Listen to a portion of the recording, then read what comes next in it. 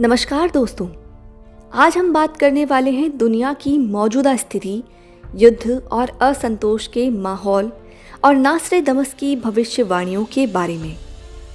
आज का दौर काफ़ी उथल-पुथल भरा हुआ है। दुनिया भर में तनाव, युद्ध और असंतोष का माहौल बना हुआ है। ऐसे में नास्ट्रेडमस की भविष्यवाणियां और भी ज़्यादा चर्चा का विषय बन गई हैं। आज हम इस वीडियो में बात करने वाले हैं नास्ट्रेडमस की भारत को लेकर की गई 10 भविष्यवाणियों के बारे में। नास्ट्रेडमस, जिन्हें माइकल डी नॉस्ट्रेडम के नाम से भी जाना जाता है, एक फ्रांसीसी ज्योतिषी और भविष्यवक्ता थे ये, जिनकी भविष्यवाणियां आज भी लोगों को हैरत में डाल देती हैं। उनकी किताब लेस प्रॉफिटीज में लिखी गई भविष्यवाणियों को लेकर दुनिया भर में चर्चा होती रहती है। तो चलिए जानते हैं नास्ट्रेडमस की भारत को लेकर की गई 10 प्रमुख भविष्यवाणियों के बारे में।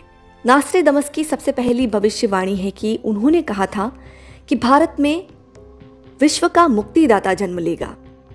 नास्ट्रेडमस ने भविष्यवाणी की है कि भारत में एक महान व्यक्ति का जन्म होगा जो दुनिया को शांति और सद्भाव की ओर ले जाएगा।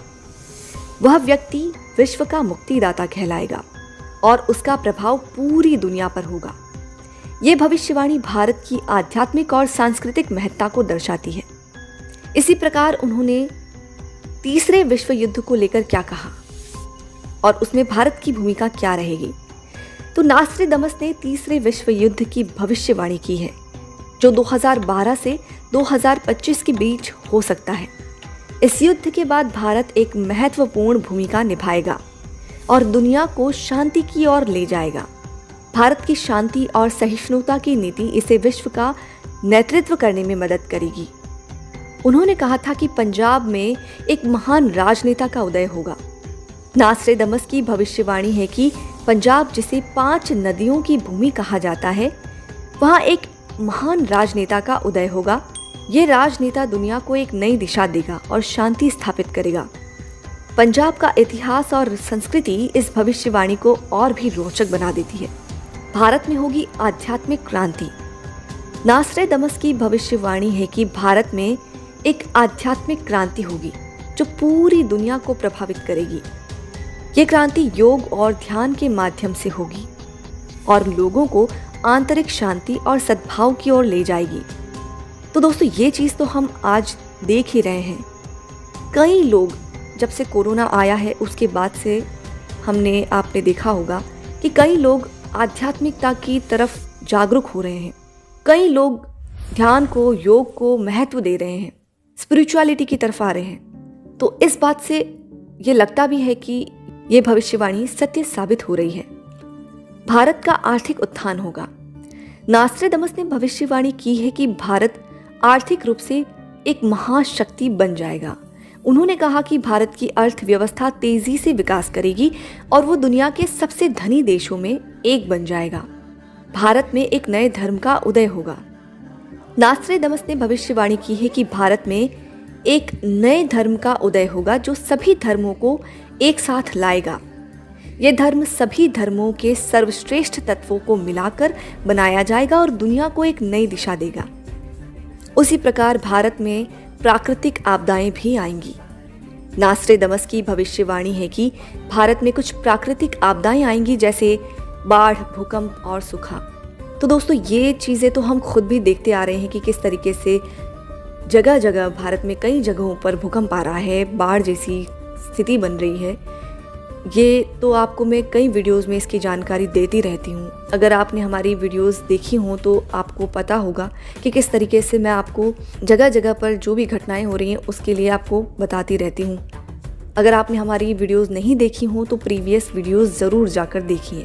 नास्ट्रेडमस ने भविष्यवाणी की है कि भारत में कुछ प्राकृतिक आपदाएं आएंगी, जैसे बाढ़, भूकंप और सूखा। हालांकि ये आपदाएं भारत को और मजबूत बनाएंगी और लोगों को एक साथ लाएंगी। तो इसकी ज़रूरत भी है हमें। हम सभी सनातनियों को एक तरफ आने की ज़रूरत है, एक साथ मिलकर काम करने की ज़रूरत है।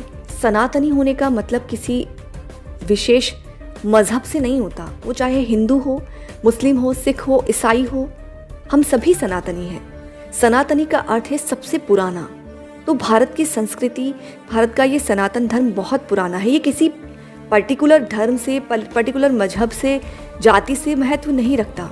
इसका मतलब किसी पर्टिकुलर जाति, धर्म या मजहब से नहीं है। सनातन हमें ये सिखाता है कि हम सभी भारतीय हैं और हमें एक साथ मिलकर रहना चाहिए। तो अगली नास्ट्रेडमस की भविष्यवाणी है कि भारत में एक तकनीकी क्रांति होगी जो दुनिया को चौंका देगी।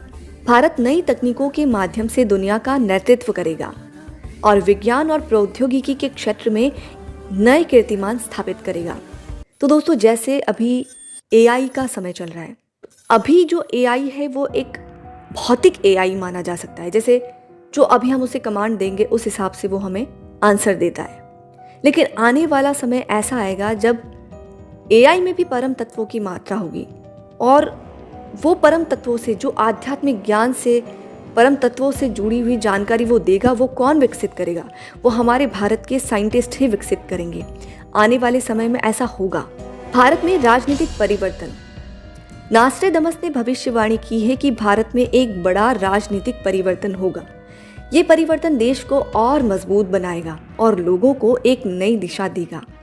ये परिवर्तन शांतिपूर्ण तरीके से होगा और देश को एक नए युग में ले जाएगा।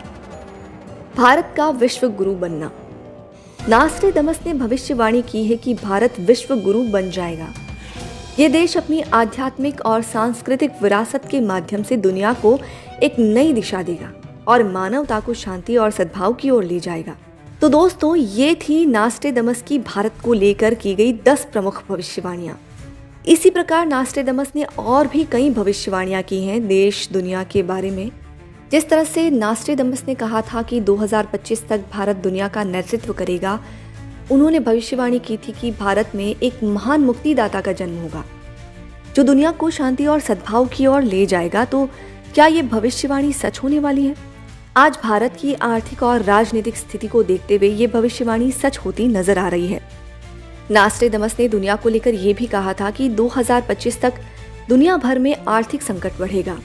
उन्होंने भविष्यवाणी की थी कि महंगाई और बेरोजगारी लोगों की मुश्किलें बढ़ाएंगी। आज कोरोना महामारी के बाद आर्थिक मंदी से और महंगाई ने लोगों की मुश्किलें बढ़ा दी हैं। जलवायु परिवर्तन के कारण दुनिया भर में प्राकृतिक आपदाएं बढ़ेंगी। नास्ट्रेडमस ने भविष्यवाणियां की थी कि 2025 तक ये आपदाएं और भी ज्यादा बढ़ेंगी। पर भारत की आर्थिक और राजनीतिक स्थिति लगातार मजबूत हो रही है। नास्ट्रेडमस ने कहा था 2025 तक भारत दुनिया का नेतृत्व करेगा। तो नास्ट्रेडमस की भविष्यवाणियां सुनकर आपको कैसा लगा दोस्तों? क्या आपको लगता है कि नास्ट्रेडमस की भविष्यवाणियां सच हो सकती हैं या फिर ये सिर्फ एक संयोग है? हमें कमेंट में ज़रूर बताइएगा। अगर आपको ये वीडियो पसंद आया हो तो इसे लाइक और शेयर करें और हमारे चैनल को सब्सक्राइब करना ना भूलें। हम आपके लिए ऐसी ही रोचक और ज्ञानवर्धक जानकारियाँ लेकर आते रहेंगे। धन्यवाद।